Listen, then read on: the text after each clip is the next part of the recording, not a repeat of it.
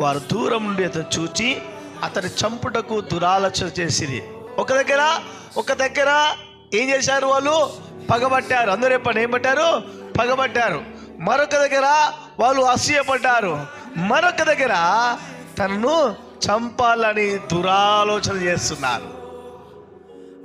ఈ దురాలోచన, ఈ దుష్టాలోచన ఎక్కడి నుండి వచ్చింది? దొంగతనం చేయడానికి, హత్య చేయడానికి, నాశనం చేయడానికి వస్తున్నాడు. అయితే ఈ దొంగ ఆలోచనలు, దుష్ట ఆలోచనలు, చంపేయాలనే ఆలోచనలు, భూములు తీసుకోవాలనే ఆలోచనలు, జాగాలు తీసుకోవాలనే ఆలోచనలు మనుషులకు వస్తున్నప్పుడు మనకు అనిపిస్తుంటది, ఎందుకు ఈ పగ, ఎందుకు ఈ ద్వేషం, ఎందుకు మానవుడి మీద ఇంత కోపము, ఇంత అసూయ, ఎందుకు దురాలోచన ప్రజలకు కలుగుతుంది?